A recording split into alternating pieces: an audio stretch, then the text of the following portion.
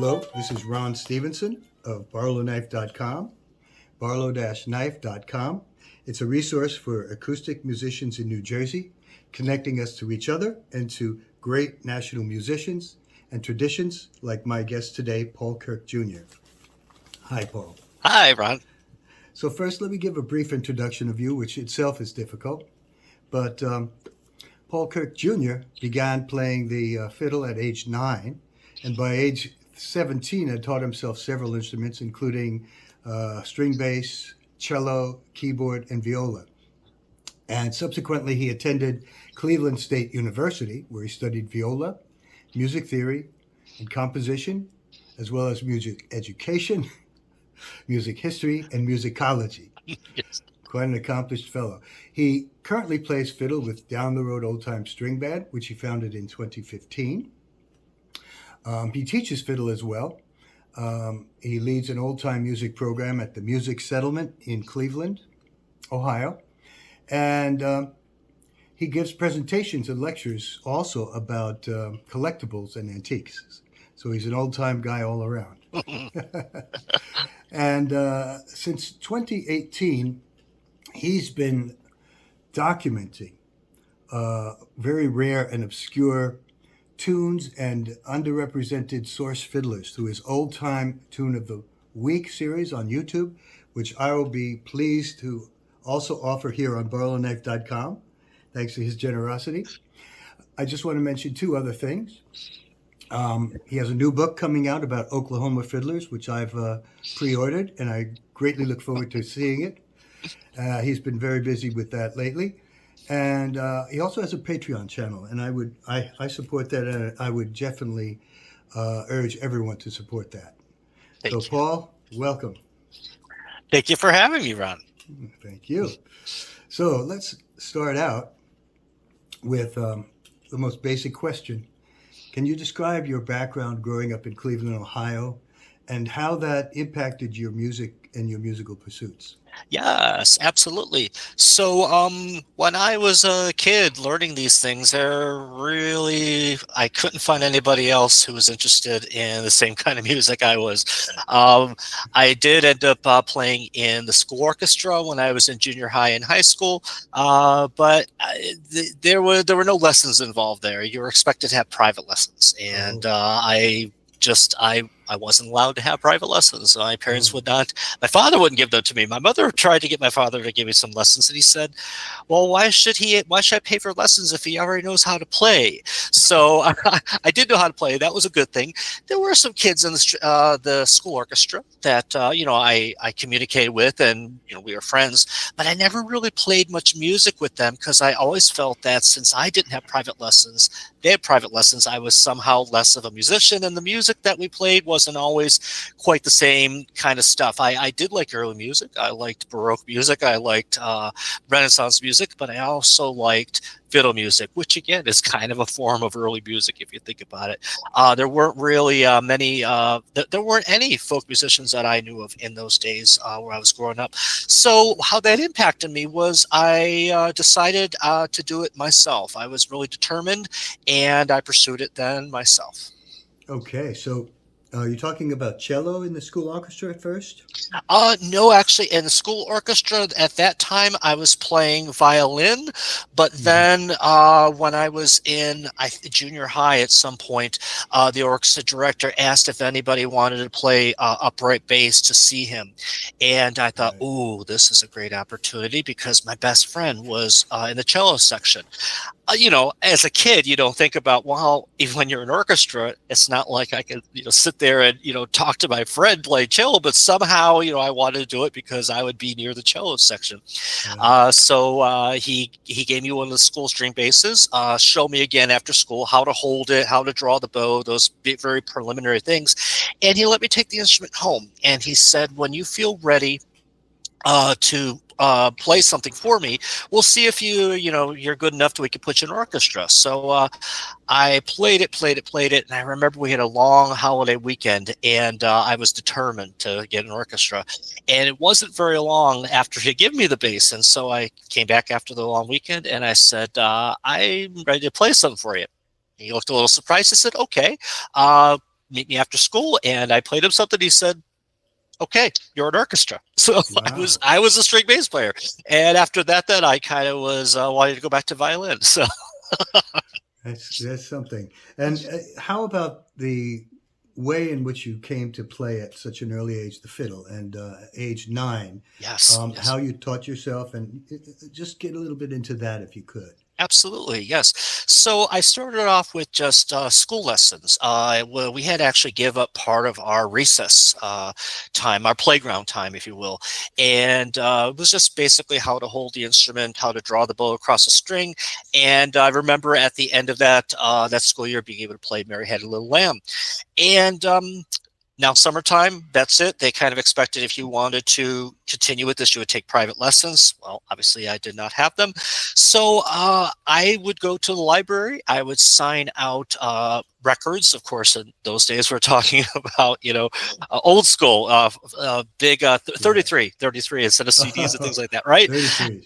Exactly. So I listened to things like that, and I went to a flea market with my father one time. He liked going to flea markets, and there was a seller who had a huge. And when I say huge, I really mean that it was like probably an air conditioner box or something like that, and it was just full of old sheet music, everything from popular songs in the 1890s to 1940s, a lot of World War II music, a lot of swing music, but there are also collections in their books that had fiddle music in there because they were kind Wow. of like dance folios. And I thought, oh, this is really great. I was able to sight read. That was one thing that I worked on very, very hard when I was a kid. Again, trying to not be able to find the actual printed music anywhere, going to the library, listening. And at the time, I really didn't understand that fiddle music could be written down. I figured it was just, to me, it was something completely different, but I played it anyway. So I was playing a lot of what you would, I guess, think of as square dance tunes, Mhm. and I just kept doing that, and it took me even further and further, where I realized, well, gosh, you don't have to have music to play the fiddle, Aha. right? So I Well, started off on the paper. I would have to say I did start mhm. out. I was paper trained, but paper trained by myself. So it was Make you kind of an sound like a puppy there, you know. exactly right. I know there's a great fiddler named David Johnson that I play with in Breaking Up Winter over in Nashville. And somebody asked him, "Are you professionally trained?" And he says, "Yes, I'm a trained monkey." There you go. Right. He is a great fiddler, though. And so, shout out to David Johnson. But can you tell me a little bit about your early influences and mentors? Yes, absolutely. I really don't feel that I didn't. I've never had any mentor that was an actual person in front of me, but I kind of looked at the musicians who played the fiddle tunes and who played the music as being my teachers in some sort of odd way, and that went everything from, again, like Baroque music. We're talking music from like 17th century France and England. For some reason, I was really, really into that, and I still am. I really do like that style of music. But getting into the fiddle music, was able to find some, fiddle music at the library on records and such like that, and listening to those things over and over. I kind of felt like those people who I didn't actually know who were playing through the recordings were my mentors. So I emulated them. I never actually tried to copy anything. I tried to Mhm. play what I heard and as best as I could. Wow. Okay. Did you use the Baroque bow? At that time, no. I didn't even know about a Baroque bow back in those days. But once I became an adult then and started to really delve into early music when I Mhm. was in college, I learned about things like that. And to this day, yes, I do enjoy using a Baroque bow for fiddling. Works very well. Not exclusively. I do also use a modern bow, but every now and then I will go to the Baroque bow. I think it's good for a light touch mostly. Am I mistaken? Absolutely. Hmm. Very, very much so. It does have a different feel to it, has a different balance point. For a lot of the drones and string crossings and such like that, the agility is nice. I like the Right. agility of a Baroque bow. Right. I've tried the Incredibo myself. Exactly, and they are modeled after a Baroque bow for sure. So anyway, yeah. So, what musicians over time have really impressed you? Yes, yes. Mainly the source musicians. I always gravitated towards history, old things, and I really, really enjoyed listening to the what I know now as being the source fiddlers. Mhm. So we're talking about guys like Tommy Jarrell, John Salyer. I always love the sound of Mondays fiddle. Just so many drones and just the low tuning really, really resonated with me, no pun intended. But and really such an archaic sound. And I think what Which fiddler was really that again, Paul? Oh, Isa Monday from Monroe County, Kentucky. I Yes, I see. think I really gravitated towards the source recordings. Again, a lot of them were older fiddlers. Hiram Stamper's another who tuned low and had a much more archaic sound, which really Hmm. resonated with me with my interest in early music. Jimmy Triplett. Oh, absolutely. But of the modern fiddlers, I would say Jimmy Triplett is one of my favorites. Again, has that wonderful archaic sound. Bruce Green, not just for being such a resource with having collected so many tunes, and if he hadn't collected those tunes, there's so many tunes that we play now we might not know about if Mr. Green had not collected those. But he has also such a beautiful archaic sound as well. And as for modern fiddlers who don't have an archaic sound, Tatiana Hargreaves is one of my All right. favorites. She is Me just a too. monster on that fiddle, and Oh I love yeah. it. I've met her a couple of times, and I like it when she plays with Allison. Oh, They're a good absolutely. team. Yeah. Yes. So okay, let's. I think that you had mentioned to me that you were at Gardner Winter Music Festival in Morgantown. Is Yes. that the Whirly Gardner? That's the Worley All Gardner right. Festival. Well, Yes. you know what? My friends and bandmates, Denise Warren and Richard Smith, also attend that regularly, and they are Nice. moving to West Virginia shortly. Awesome. But we'll stay together as a band. So you might have seen them; they might have seen you. Oh, no But doubt. what other festivals have you experienced, and are there any special memories that you have? Oh, yes, yes. So I tend to like smaller festivals. I like smaller jams, more intimate groups. But don't get me wrong, there's a time and a place for large jams as well. There could be a very invigorating energy at large jams. And then at the smaller jams, you have more of a kind of an intimate feel. And one of the festivals that I like for its intimacy is a festival called Crook Farm Old Time Festival, Hmm. which is affectionately known as Crook Top to people. That is in Ah, Bradford, Pennsylvania, and it's rough camping in the woods. Although now they do have porta potties there. They in the past they didn't have porta potties, but it's such a warm, friendly festival. A lot of people from Pennsylvania come. A lot of people from surrounding area of Bradford come, but there are also a lot of people that from Cleveland. When I heard about it, told my friends about it. So we have a lot of Cleveland people there. Where now they call us Camp Cleveland when people kind of join in nice, with us, right? And excellent. I actually even invited some of my friends out from East, out in New York and Western Mass to come. And over the years, they have come as well. So the Oh, festival has grown, but it's not grown so large that it's unmanageable. Let's just say it still has right, this kind of quiet intimacy to it. No stage performances, all very grassroots. Kind right. of jams and everything are led by the campers, the people who come. They also do square dances and things, contra dances in the evening. And again, we put together the band with people who are there. There's a guy named Ron Buchanan, who also you might know Ron because yeah, Morgantown, Yes. great caller, and he really has a way of bringing people together and dancing, and it's just really, really such. It's a great time. I highly recommend that festival to Have you anyone. met Larry Edelman? Speaking of The callers, name is familiar, because but yeah, no, no. okay, because he mentioned that name to me as well. When is that festival held? Do you know? Yes, that is. I don't know the exact dates, but it's always right around Labor Day, just Hmm. before, right around Labor Day weekend. Right. How about Brandywine? Have you ever been there? I go I've there. not been there, but I have heard such good things about it. I've been wanting to go. That's held at Claire Milner's family farm, I believe, is it not? Right. And, Yes. it's a very intimate one. They don't have any performances or anything like that. It's just go around and meet people and jam with them.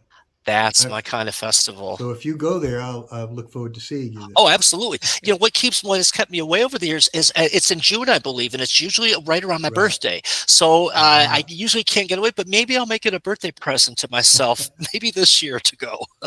All right. So that's really great. How about any special memories Oh yeah, then? special Uh, memories. You know, I cannot tell you, Ron, how many wonderful people I have met over the years by going to festivals like this. And again, the smaller festivals, especially, there's a lot more opportunity to connect with people, connect on a deeper level. Since there's not, jams everywhere where it's like pulling your time, you can really get to know people. mhm. So that is always a special thing. But one thing in particular that does stand out is I do like to low tune, and when I say low Oh. tuning, I'll maybe use a Baroque. So instead of an A440, I'll use a 415A, which really makes the fiddle respond and sound differently, Hmm. and it just reacts to my senses differently. It just makes me feel good.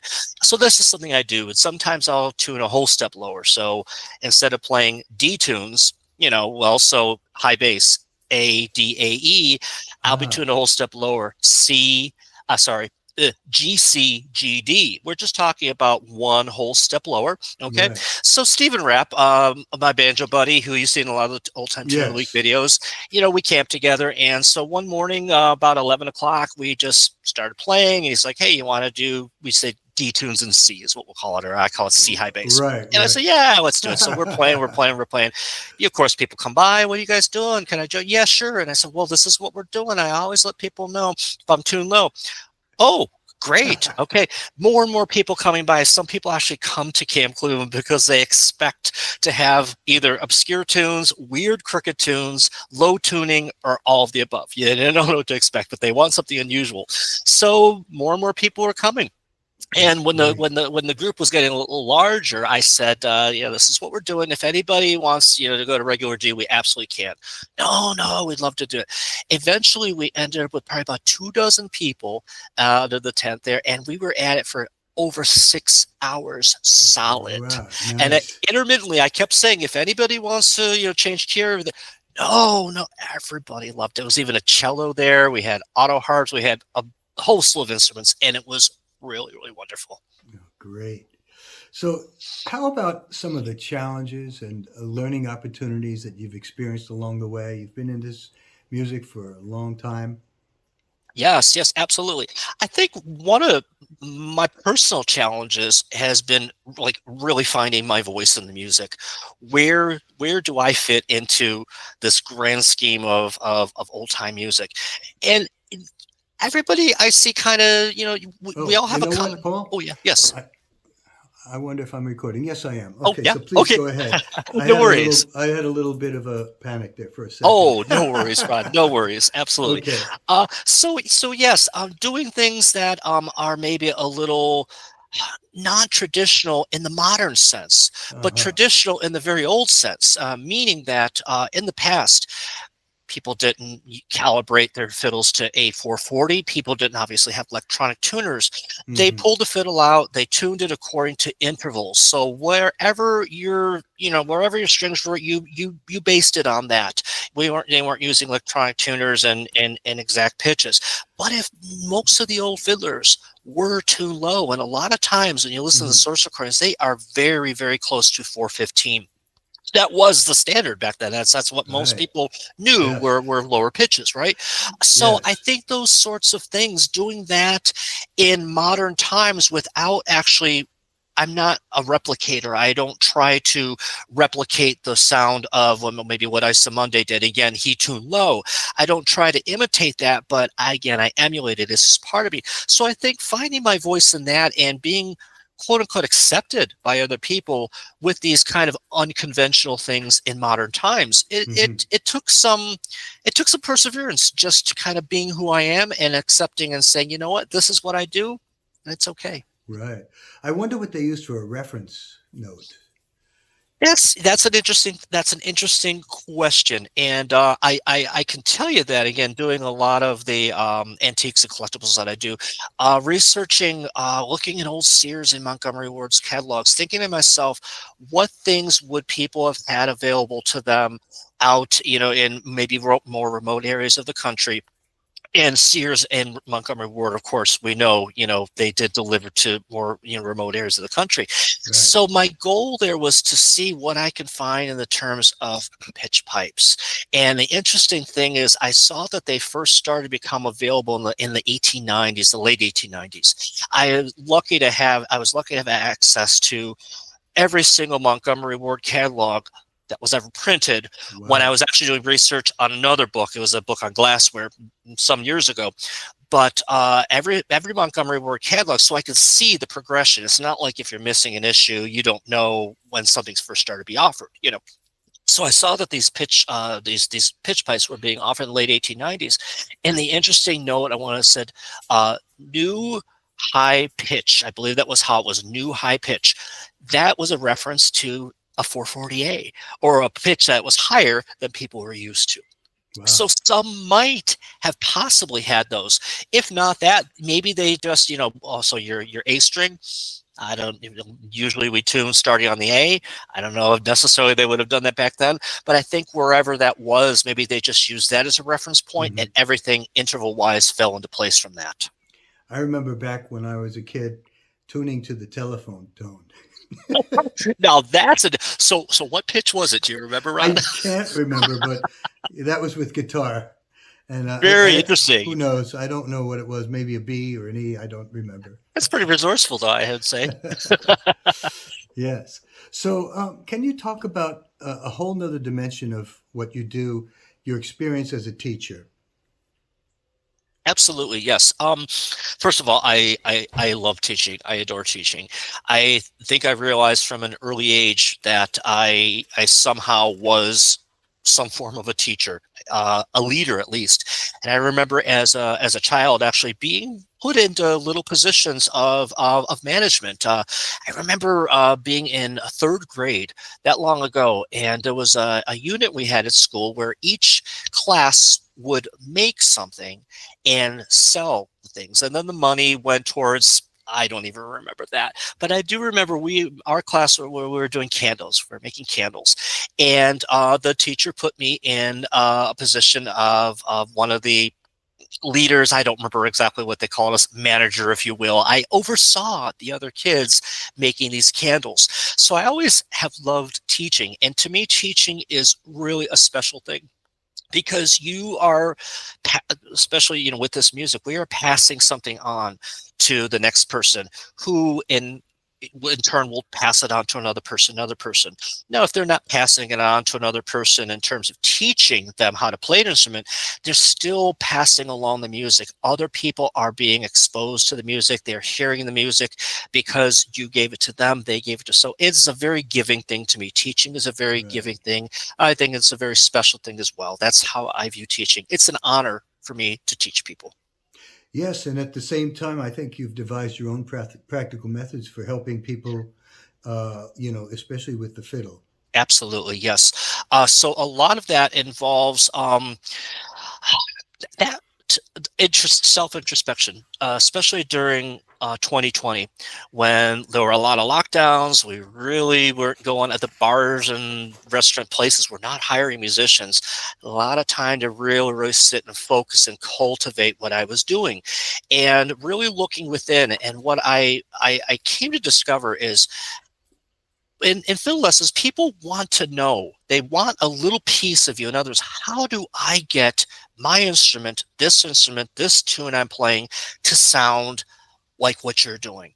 Hmm. And those questions, a lot of fiddlers just say, I don't know, you just kind of do it and whatever. But I really kind of try to look deeper and see, really examine, what am I doing to get these sounds? And one of the important things is the underlying rhythmic patterns, as you look at it, as bowing patterns. People talk about bowing patterns. Now, some people think they're great. Other people, I say, oh, I don't focus on bowing patterns. But to me, bowing patterns equate to underlying rhythmic patterns in the music. Just take a natural shuffle, for example. Right. right? So that's the rhythm of what your bow is doing outside of the notes. That's the underlying rhythmic pattern. When we string together these underlying rhythmic patterns, that is like a drummer doing paradiddles. And I started looking at things like that. So I really started to focus on looking at bowing patterns and shapes. You can look at the bowing patterns as shapes as well. Infinity shapes. People talk about circular motion in old time fiddle. Right. There's no circle. We're not doing this. This is a No. circle, right? We are doing very, very flat ovals. Okay. It's Right. more of this. And then we can get into what I call the infinity or figure eight. And that again would be your longer notes. We have a natural Mm. shuffle. We have this and we loop in here. So we have Right. bum, and that's a shape. So I started to get people to really, instead of focusing on up bows and down bows, I started to get them to focus on the shapes and the feel Ah. of their, what kind of shapes in the feel that their bowing hand is making, rather than thinking of actual, you know, Right. printed notes or anything, printed rhythms. Yeah. What's interesting is when I interviewed Larry Edelman, he's the one who recorded the Canute Brothers documentary, by the way. Oh, He's a very good. filmmaker. Yes. That's why the name is familiar. Now, a project he's working on now, somebody had filmed Tommy Jarrell in the dark fiddling, Yes. and you can see his bow patterns um, like a neon kind of trace. So Exactly. he's working on releasing that stuff. Oh, wonderful. That was Rusty Nighthammer and the late Rusty Nighthammer, I unfortunately have to say. And at the time, Nancy Nighthammer, his wife, who did that. I think it was in the early 80s. Uh-huh. And yeah, it's magnificent. And if I may expound upon that a little bit, I saw that and I thought that could be a wonderful tool, again, to show the shapes that I'm talking about. So what I do then is I will put a little LED light on the end of my bow, turn the lights off completely, play a tune where you could see the different shapes and such like that. So Ah, that nice. that corresponds with what your bowing hand is doing. Well, have you Great got some of stuff. those videos out? I've only made a couple that I have done with, I've shared with students of mine, but I can make some of them available for sure. Yeah, That would be wonderful. absolutely. Yeah. And what about groove and pulse? You talked about groove and pulse. Yes, groove and pulse. That's another thing a lot of people ask about. Again, well, what makes the fiddle the fiddle? Well, a lot of people say, well, the fiddle dances while the violin sings. The dancing, it's that danceability you want to have to Yeah. your music. The groove and the pulse is what people are looking for. And so one of the ways that I teach how to get groove and pulse in your playing is by paring things down to the skeleton of the music. Now, people will I deal with, agree with that. I right? agree with that. People will talk about skeletons, but mostly in the respect of just learning the tune, getting the notes. But I take that a step further.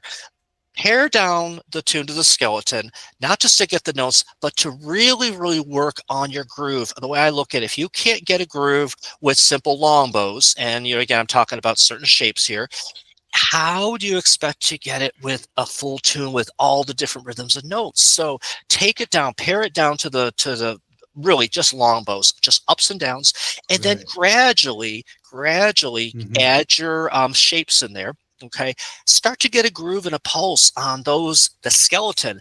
Then gradually add your notes, gradually add your lead-ins, your syncopations, add in the rhythmic patterns that I work with my students. And once we put Right. that all together, they're really able to get a sense of their groove and find their own groove in the music. And the ornamentations.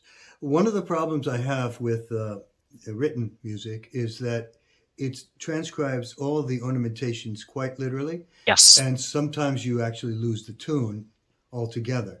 abs- So I always take that approach as well, as bring it down to the base, absolutely. and then because I have my own ornamentations I can do, but if I'm playing with other musicians, I want to keep as much as possible to those original ones. Absolutely. Yeah. Yes. It's a great way to approach the music. So you have a great online presence, and can you address that a little and tell people where they can find your tune of the month? Absolutely, yes. So Aside from barlowknife.com. yes. So I started the Old Time Tune of the Week series on July Tune 1st. of the week, right? Yes, Tune of Tune the of the Week. week. I do actually do a monthly thing. I'll mention in a moment. But the Old Time Tune of the Week I started on July 1st, 2018, and my reason behind doing that was there were many reasons, but one of the things I wanted to share tunes, but I wanted to share tunes in a thoughtful way. I didn't want to just play something and just kind of slap it on YouTube every now and then, and oh, here's a tune that I'm working, here's a tune that I played. Nice, but just kind of random. I wanted something a little more structured. And Hmm. I was a little frustrated, again, being the historian that I am, I was a little frustrated with finding information about the source fiddlers. Oh, maybe you can find a little bit here, you can find this, you can find this tune here, but nothing was all centralized in one place. The tune, the recording of the tune, the information, the history about the fiddlers, and the history of the tune itself. Now, Traditional Tune Archive, of course, is a wonderful resource. Love Traditional Tune Archive. But again, it's one resource having to go through many. So I wanted everything Right. in one place. I wanted to present obscure tunes. I wanted to present underrepresented fiddlers and give as much history as I could about them.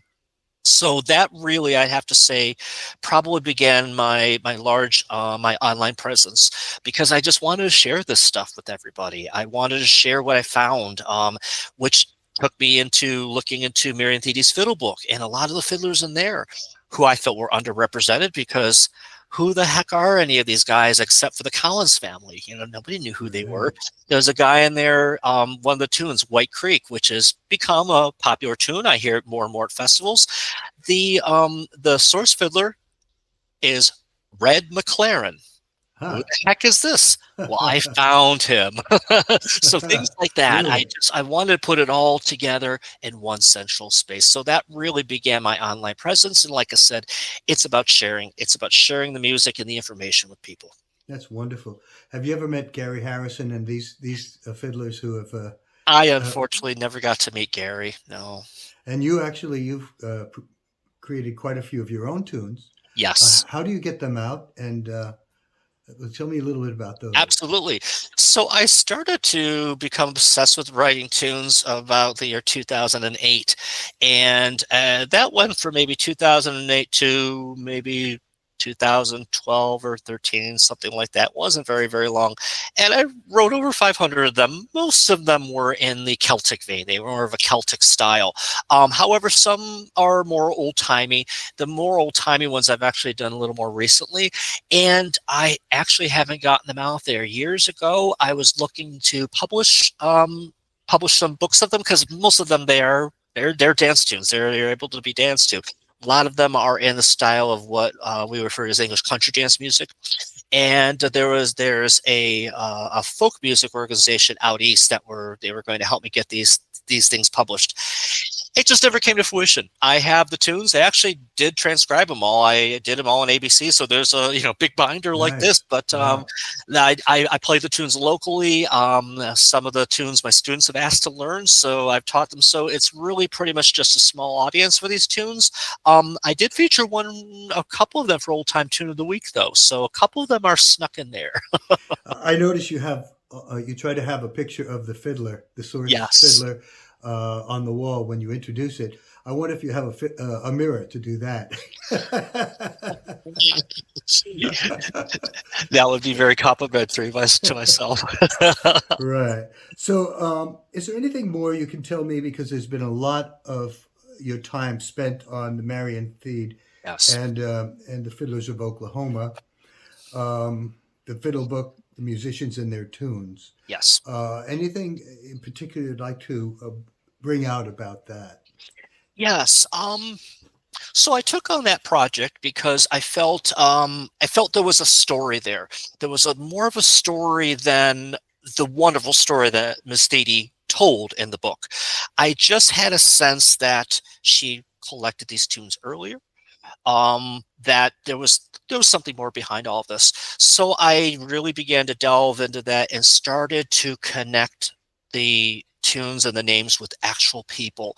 And that to me really brings the music alive. Now, Marian started collecting those tunes in the 1930s. The book wasn't published in 1967. find out a lot of information in the book when it comes out. But it was really about telling these people's stories, telling the story of the tunes through playing them. I will have recordings available eventually too.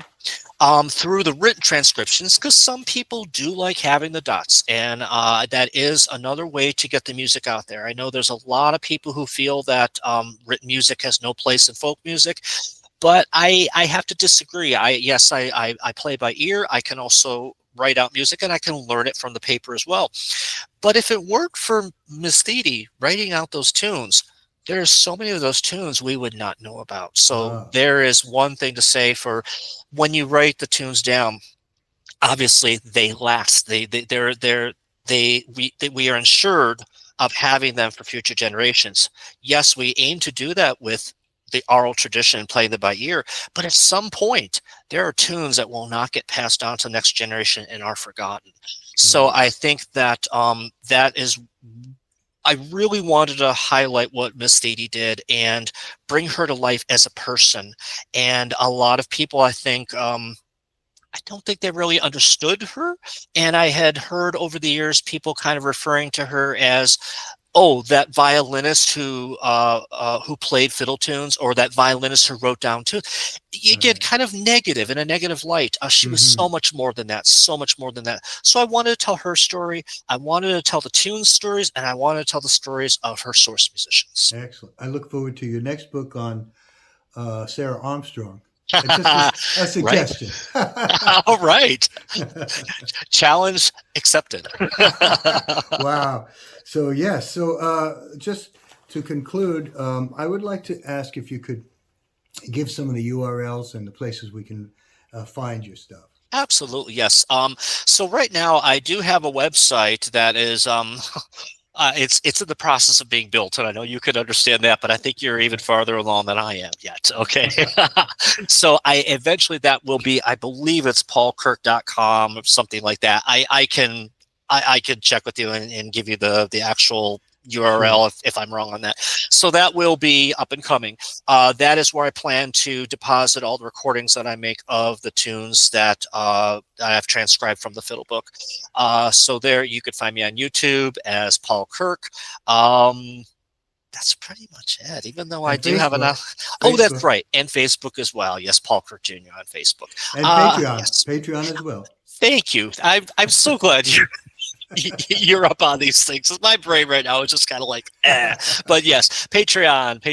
I am on Patreon again, just under my name, Paul Kirk. I don't think it's Fiddler Paul's. I have information in my Tune of the Week videos about those things. Yeah. All right. Yeah. And so I'd like to feature one of your the video of your choice also on the site. So think about that and Right. let us know which one you think would be really good to represent you. Wonderful. And That's maybe great. with Stephen Rapp or with your band or Oh, whatever. absolutely. Absolutely. That sounds wonderful. Thank you, Ron. Well, Paul, I've followed you for quite some time, and I really am really thrilled to have you here. This is an interview I've really looked forward to, and thank you for joining us. Thank you. Thank you for having me, Ron. I really appreciate it. All right, take care. Thank you, Ron. You take care too.